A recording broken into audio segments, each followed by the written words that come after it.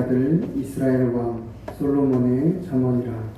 이는 지혜와 훈계를 알게 하며 명철의 말씀을 깨닫게 하며 지혜롭게 공의롭게 정의롭게 정직하게 행할 일에 대하여 훈계를 받게 하며 어리석은 자를 슬기롭게 하며 젊은 자에게 지식과 근신함을 주기 위한 것이니 지혜 있는 자는 듣고 학식이 더할 것이요 명철한 자는 지략을 얻을 것이라. 잠언과 비유와 지혜 있는 자의 말과 그 오묘한 말을 깨달으리라. 여호와를 경외하는 것이 지식의 근본이거늘 미련한 자는 지혜와 훈계를 멸시하느니라. 내 아들아, 내 아비의 훈계를 들으며 내 어미의 법을 떠나지 말라. 이는 내 머리에 아름다운 관이요 내 목에 금사슬이니라. 내 아들아, 악한 자가 너를 꿰일지라도 따르지 말라. 그들이 내게 말하기를 우리와 함께 가자. 우리가 가만히 엎드렸다가 사람의 피를 흘리자. 죄 없는 자를 까닭없이 숨어 기다리다가 수월같이 그들을 산채로 삼키며 무덤에 내려가는 자들같이 통으로 삼키자. 우리가 온갖 보화를 얻으며 빼앗은 것으로 우리 집을 채우리니 너는 우리와 함께 제비를 뽑고 우리가 함께 전대 하나만 두자 할지라도 내 아들아 그들과 함께 길에 다니지 말라. 내 발을 금하여 그 길을 밟지 말라. 대저 그 발은 악으로 달려가며 피를 흘리는데 빠름이니라. 새가 보는 데서 그물을 치면 헛일이겠거늘 그들이 가만히 엎드림은 자기의 피를 흘릴 뿐이요 숨어 기다림은 자기의 생명을 해할 뿐이니 19절 같이 읽겠습니다. 이익을 탐하는 모든 자의 길은 다 이러하여 자기의 생명을 잃게 하느니라. 아멘. 우리가 함께 살펴본 이 잠언의 말씀은 크게 1장부터 9장까지를 한 단락으로 또 10장부터 31장까지를 한 단락으로 구분하고 있습니다. 이 중에 전반부에 해당하는 1장부터 9장은 소위 젊은이의 책이라고 불리는데 저자인 솔로몬이 젊은이들을 대상으로 기록한 책으로서 지혜를 삶의 최고의 가치로 추구하라 하는 교훈을 담고 있습니다. 특히 우리가 함께 읽은 본문의 말씀 1장 1절부터 7절까지는 그 핵심을 다루고 있다고 볼 수 있습니다.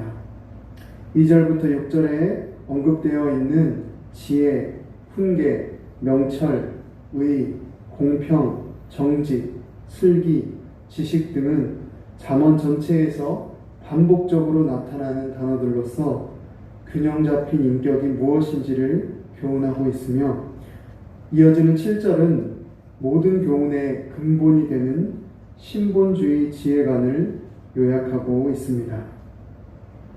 특히 이 7절은 세상을 살아가는 지혜를 여호와 신앙과 긴밀히 연결시키는 히브리인들만의 독특한 지혜관을 보여주는 것으로서 인생의 지혜를 여호와 신앙 안에서 해석하고 이해하도록 하는 균형자 역할을 한다고 볼 수 있습니다. 이어지는 8절부터 19절의 말씀은 지혜와 어리석음의 대조를 통해 부모의 훈계에 대한 순종과 악인의 유혹에 대한 거부를 이중으로 권면하고 있습니다. 이와 같은 본문의 말씀을 통해 우리는 두 가지 정도 생각해 볼 수 있겠습니다. 첫 번째로 우리가 기억해야 할 것은 하나님의 말씀만이 인생에 대한 바른 통찰력과 올바른 방향을 제시해 준다는 것입니다. 오늘 본문 2절 말씀에 보면 이는 지혜와 훈계를 알게 하며 명철의 말씀을 깨닫게 하며 라고 기록하고 있습니다. 잠언의 저자인 솔로몬은 잠언 서두에서 왜 자신이 잠언을 기록하게 되었는지 그 목적을 밝히고 있는데 그 목적은 바로 지혜와 훈계를 알게 하기 위함이라는 것입니다. 여기서 나오는 이 지혜는 히브리어로 호크마라고 하는데 이는 단순히 흔히 말하는 그런 지혜를 뜻하는 것이 아니라 하나님께 이르는 바른 길, 옳고 그름에 대한 분명한 통찰력과 같은 의미를 가지고 있습니다. 다시 말하자면 잠언이 말하는 지혜, 즉 호크마는 하나님을 경외함에서 나오는 거룩한 통찰력을 뜻하는 단어인 것입니다. 이것이 바로 오늘 우리가 잠언을 읽고 또 공부해야 하는 이유입니다. 세상에서 잘 사는 처세술 정도의 지혜가 아닌 하나님을 경외함에서 나오는 거룩한 지혜가 진정한 지혜이기 때문입니다. 사람들은 누구나 구원에 대한 갈망이 있습니다. 그래서 사람들은 구원받기 위해 다양한 노력을 합니다. 그로 인해 수많은 종교가 생겨났고 구도자들이 생겨났습니다. 그러나 여러분 아시는 것처럼 산속에서 수십 년을 명상을 하면서 돌을 닦는다 할지라도 또 아무리 많은 선행을 했다 할지라도 그것이 결코 우리를 구원에 이르게 할 수 없습니다. 하나님께 이르는 바른 길과 올바른 통찰력이 없이는 그 어떤 노력도 헛수고일 뿐입니다. 그렇다면 하나님께 대한 바른 길과 통찰력은 어디에 있습니까? 그것은 오직 하나님의 말씀인 성경 안에 있습니다.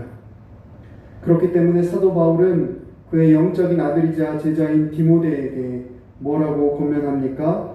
너는 배우고 확신한 일에 거하라. 너는 내가 누구에게서 배운 것을 알며 또 어려서부터 성경을 알았나니 성경은 능히 너로 하여금 그리스도 예수 안에 있는 믿음으로 말미암아 구원에 이르는 지혜가 있게 하느니라 라고 말합니다. 여기서 바울이 말하는 이 지혜가 곧 호크마인 것입니다. 사랑하는 성도 여러분, 우리는 다른 것이 아니라 바로 이 지혜를 소유해야 하겠습니다. 이를 위해 하나님의 말씀을 듣고 읽고 공부하고 암송하고 묵상하는 일에 열심을 내야 할 것입니다. 저와 여러분은 하루 24시간 동안 그 24시간 중에 얼마나 하나님의 말씀을 가까이 하고 있습니까? 뉴스 보는 시간보다 드라마 보는 시간보다 하나님의 말씀을 가까이 하지 못하고 있지는 않는지 우리 삶을 돌아보아야 합니다. 이 자리에 함께한 저와 여러분이 하나님의 말씀을 더욱 가까이 함으로 참된 지혜를 얻어 거룩한 통찰력으로 세상을 바라보며 진리의 길, 생명의 길 걸어가는 은혜가 가득하기를 간절히 바랍니다. 두 번째로 우리가 기억해야 할 것은 여호와를 경외하는 지혜로운 삶은 탐심을 멀리하는 삶이라는 것입니다. 우리가 살펴본 본문의 말씀 1절부터 7절은 지혜가 무엇인지 가장 근본이 되는 개념을 소개했다면 8절부터 19절은 그 지혜가 적용되는 구체적인 예를 보여주고 있습니다. 그리고 그 결론이 무엇입니까? 악한 세상의 유혹 속에서도 결코 탐심의 죄악에 넘어가서는 안 된다는 것입니다. 우리가 이 세상을 살아갈 때에 그 인생이 행복한 인생인가, 성공한 인생인가, 그렇지 않는가 하는 것은 그 사람이 무엇을 소유하고 있는가에 달려 있습니다. 세상 사람들은 돈을 소유하면 행복한 인생, 성공한 인생이라고 말합니다. 또 어떤 사람들은 돈이 많으면 뭐하냐? 건강이 있어야지 진짜 행복한 인생이다, 성공한 인생이다 라고 말합니다. 또 어떤 사람들은 돈도 있고 건강도 있으면 뭐하냐? 나와 마음을 터놓고 인생을 함께할 동반자가 있어야 진짜 행복한 인생, 성공한 인생이다 라고 말합니다. 하나님을 알지 못하는 세상의 가치가 이와 같습니다. 오늘 본문에서도 13절, 14절에 보니까 이렇게 기록하고 있습니다. 우리가 온갖 보화를 얻으며 빼앗은 것으로 우리 집을 채우리니 너는 우리와 함께 제비를 뽑고 우리가 함께 전대 하나만 두자. 악한 자들은 더 많은 돈과 부귀 영화를 누릴 수만 있다면 사람을 죽이는 일도 별것 아니라고 말합니다. 여러분, 이러한 일이 성경에나 기록되어 있지 2022년 오늘날에 우리하고 무슨 상관이 있는가 이렇게 생각이 될 수도 있습니다. 그러나 그러한 일은 오늘날에도 너무 많이 벌어지고 있다는 것을 우리는 기억해야 합니다. 지난 대선에서 뜨거운 이슈 중에 하나가 바로 대장동 사건이었습니다. 이 사건의 실체가 누구이냐 하는 것을 말하기 이전에 제가 나누고 싶은 것은 이 사건으로 인해 사망한 사람이 3명이나 된다는 것입니다. 이 일이 합법적이고 누가 보아도 문제가 없는 일이라면 왜 사람들이 스스로 목숨을 끊습니까? 왜 사람들이 죽어나갑니까? 이처럼 오늘날에도 우리가 다 알지 못할 뿐이지 많은 이들이 탐심으로 인하여서 사람의 목숨까지도 해치는 악한 죄악을 저지르고 있습니다. 그래서 본문 19절에서 뭐라고 말합니까? 이익을 탐하는 모든 자의 길은 다 이러하여 자기의 생명을 잃게 하느니라 라고 말하고 있는 것입니다. 저와 여러분은 어떻습니까? 우리는 다른 것 같습니까? 저와 여러분이 그런 상황에 놓여있지 않아서 그럴 뿐이지 우리의 마음속에도 수도 없이 이와 같은 탐심의 죄악들이 올라오고 있다는 것을 자각해야 합니다. 우리 속담에 바늘 도둑이 소도둑 된다고 했습니다. 우리의 마음 안에 잘못된 작은 탐심을 계속해서 내버려 두면 어느덧 돌이키기 어려운 큰 죄악으로 이어지는 것입니다. 그러므로 우리 주님께서도 이렇게 말씀하셨습니다. 누가복음 12장 15절에 이렇게 말씀하십니다. 그들에게 이르되 삼가 모든 탐심을 물리치라. 사람의 생명이 그 소유에 넉넉한데 있지 아니하니라. 또 골로새서 3장 2절부터 6절에는 이렇게 기록하고 있습니다. 위의 것을 생각하고 땅의 것을 생각하지 말라. 그러므로 땅에 있는 지체를 죽이라. 곧 음란과 부정과 사욕과 악한 정욕과 탐심이니 탐심은 우상 숭배니라. 이것들로 말미암아 하나님의 진노가 임하느니라. 아멘. 사랑하는 성도 여러분, 우리의 인생이 행복한 인생인가 성공한 인생인가 그렇지 않은가 하는 것은 그 사람이 무엇을 소유하고 있는가에 달려 있다고 했습니다. 저와 여러분은 무엇을 소유하고 있습니까?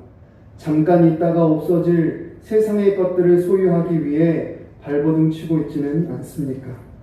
로마서 8장 32절에는 이렇게 말합니다. 자기 아들을 아끼지 아니하시고 우리 모든 사람을 위하여 내주신 이가 어찌 그 아들과 함께 모든 것을 우리에게 주시지 아니하겠느냐. 아멘. 사랑하는 성도 여러분, 예수 그리스도를 소유한 인생이 곧 전부를 소유한 인생이라는 것을 기억하시기 바랍니다. 예수 그리스도를 소유한 인생이 진정으로 행복한 인생이요 성공한 인생임을 믿으시기 바랍니다. 오직 예수 그리스도 안에 하나님의 놀라운 축복이 충만하게 담겨져 있는 것입니다. 오늘 이 자리에 함께한 저와 여러분이 바로 그 예수 그리스도를 누림으로 세상의 유혹과 탐심을 능히 물리치며 참된 지혜자의 삶을 살아가게 되기를 간절히 바랍니다. 기도하겠습니다. 살아계신 하나님, 오늘 잠언 1장의 말씀을 통해 참된 지혜가 무엇인지 다시 한번 깨닫게 해주시니 감사를 드립니다. 세상을 올바로 바라보는 참된 지혜가 어디에 있습니까? 오직 주님의 말씀에 있습니다. 세상의 유혹을 이길 힘이 어디에 있습니까? 오직 주님의 말씀에 있습니다. 나의 죄를 깨닫고 회개하게 하는 능력이 어디에 있습니까? 오직 주님의 말씀에 있습니다. 풀은 마르고 꽃은 시드나 우리 하나님의 말씀은 영원히 서리라 말씀하신 주님, 그 말씀이 육신이 되어 이 땅 가운데 오신 예수 그리스도로 인해 참된 지혜를, 구원에 이르는 지혜를 우리에게 허락하심에 감사를 드립니다. 그 예수 그리스도로 인해 참된 생명을 허락하심에 감사를 드립니다. 그 예수 그리스도를 소유한 인생이 전부를 소유한 인생이요 승리한 인생인 줄 믿습니다. 오늘도 말씀으로 그 예수 그리스도를 만나고 누리며 세상이 줄 수 없는 참된 평안과 기쁨으로 살아가게 하여 주시옵소서. 말씀을 통해 예수 그리스도의 십자가를 붙들므로 세상의 유혹과 시험을 능히 이기는 오늘 하루와 평생의 삶이 되게 하여 주시옵소서. 감사하며 예수님의 이름으로 기도합니다. 아멘.